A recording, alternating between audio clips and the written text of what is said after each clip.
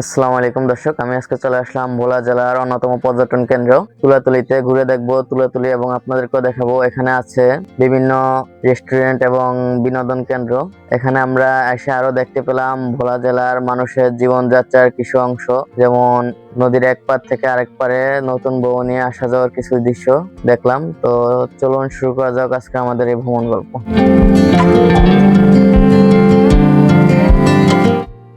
আসসালামু আলাইকুম দর্শক, নতুন একটি ভিডিওতে আপনাদের সকলকে জানাই স্বাগতম। আমি আজকে বেরিয়ে পড়লাম ভোলা তুলাতুলির উদ্দেশ্যে। আমরা ঘুরতে যাব ভোলা তুলাতুলিতে এবং ঘুরে দেখবো এবং আপনাদেরকেও দেখাবো। তো চলুন যাওয়া যাক।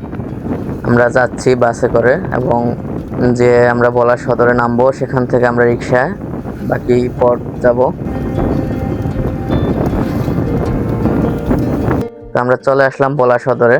এখান থেকে আমরা রিক্সা নিয়ে নিলাম এবং রিক্সা দিয়ে আমরা যাচ্ছি তুলাতুলিতে। তো রিক্সায় যেতে আমাদের 15 থেকে 20 মিনিট সময় লাগবে। আমরা প্রায় কাছাকাছি চলে আসলাম।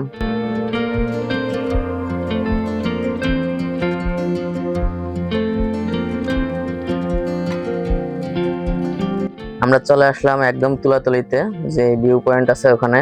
এখান থেকে আমরা খুব সুন্দর একটি নদীর দৃশ্য দেখলাম এবং আমরা চলে আসলাম ইলিশ বাড়ি রেস্টুরেন্ট নামে যে রেস্টুরেন্টটি আছে তার পিছনের যে অংশে ওখানে। এখানে আমরা দেখতে পাচ্ছি নদীর ওপার থেকে নতুন বউকে নিয়ে আসা হয়েছে নৌকায় করে, ট্রলারে করে, একটু বড় আকৃতির নৌকা যেগুলো বলা হয় ওগুলোতে করে। সাথে জামাইও আছে দেখা যাচ্ছে। আর এখানেও আমরা দেখতে পাচ্ছি আমাদের যে ইলিশ বাড়ি রেস্টুরেন্ট আছে, এখানে অনেক পর্যটক। এখন যেহেতু বিকালের টাইম, দেখা যাচ্ছে অনেক পর্যটক আসছে। আর আজকে আমার সাথে আসলো আমার বন্ধু শান্ত। আমরা একটু শান্তর কাছে জানার চেষ্টা করব যে এখানে কি সবসময় এরকম পর্যটক থাকে নাকি শুধু ঈদের কারণে এরকম পর্যটক। তো চলুন জানা যাক। ঈদ ছাড়াও আমরা সামনে পয়লা বৈশাখ পাবো, সেই সময় হয়তো জাঁকজমক হবে আশা করে ব্যবসায়ীরা, বিশেষ করে যারা রেস্টুরেন্ট ব্যবসার সাথে জড়িত। এখানে সবকয়টি ব্যবসায়ী আপনার উৎসবের সময় ওদের বিজনেসটা ভালো হয়, অন্য সময় খারাপ থাকে। এই আর ঝড়ের কবর হলে অনেকটা ক্ষতিগ্রস্ত হয় এই রিসোর্ট গুলো। এগুলো আসলে দেখা যাচ্ছে যে কাঠ দিয়ে তৈরি এবং হালকা কাঠ দিয়ে তৈরি হওয়ার কারণে অনেক সময় তীব্র ঝড় হলে এগুলো অনেক ক্ষতিগ্রস্ত হয়। তো খুব মনোরম একটি পরিবেশ, খুব সুন্দর একটি স্থান, আপনারাও ঘুরে দেখে যেতে পারেন। আমরা ঘুরে গেলাম।